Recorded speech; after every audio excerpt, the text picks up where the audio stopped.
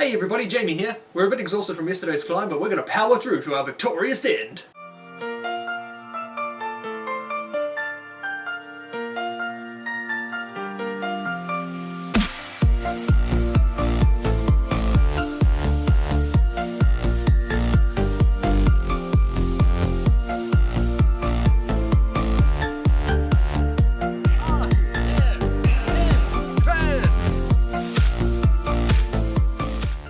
Our sleep was shortly interrupted by our instructor waking everybody up at some ungodly time, all to get ready for our venture up the mountain. It's 10 to 2. Why are we awake this early? We were given a small bento box with some chicken and rice, so definitely make sure that you bring enough food, because I made the mistake of only bringing snacks, so this was our only real meal for the day.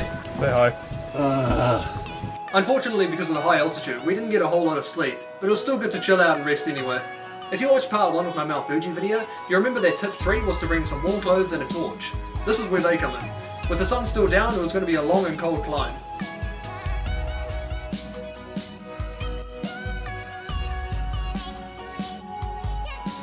It felt like half of Japan's population was ahead of us. The amount of people made the climb a lot longer than what it should have been. It was completely different climbing in the dark. My LED headlamp had about the same brightness as a cell phone backlight, which made it a bit of a challenge. So there's a tip. Don't go cheap on the light. Go away, we don't need you. Not only was it pitch black, but the terrain was changing as well, getting steeper and more rugged. But when you looked up in the sky, the stars looked amazing. This is probably one of the very few places in Japan that you'll actually be able to see a proper night sky.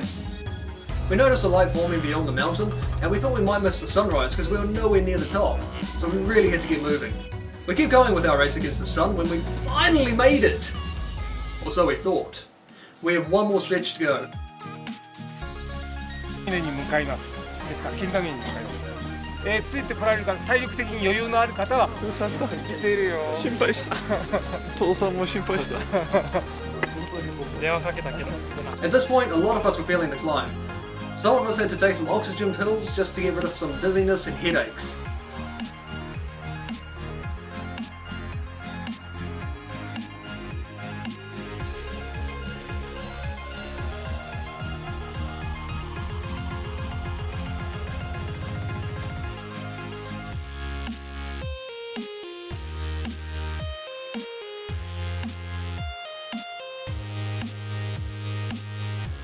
We finally reached the tallest part of the mountain.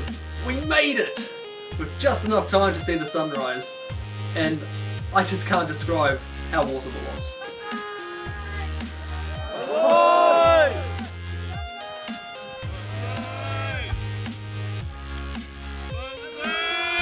While the sun was rising, everybody at once yelled, "Bonsai!" From what I understand, it's like a celebration of a new day and the opening of Mt Fuji's climbing season. For a brief moment in my existence, I was the tallest person. If you don't count planes. The climb was totally worth it. I'll be remembering this for a long time. Oh, we did it! Climbed Mt Fuji! Woo! We stood and admired the view for a while. Then our instructor took us to the other side of the crater, where we could see Mt Fuji's shadow in the clouds.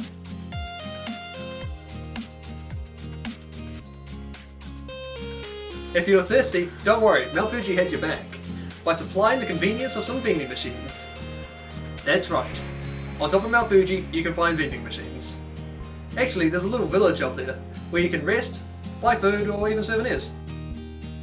After a while, we left to start our journey back down the mountain.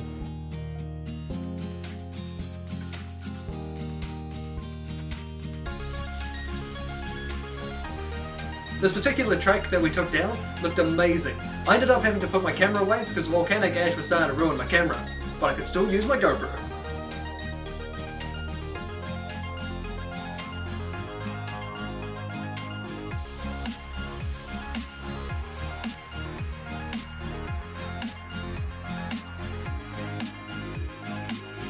The volcanic ash was making it hard for us to walk on, so our instructor told us to dig our heels in first. So that made it a lot easier to walk. So Jono, another guy, and I quickly worked out that we could run down and quickly skipped ahead of the group, and having a lot of fun doing so. It was actually a lot easier to run than to walk.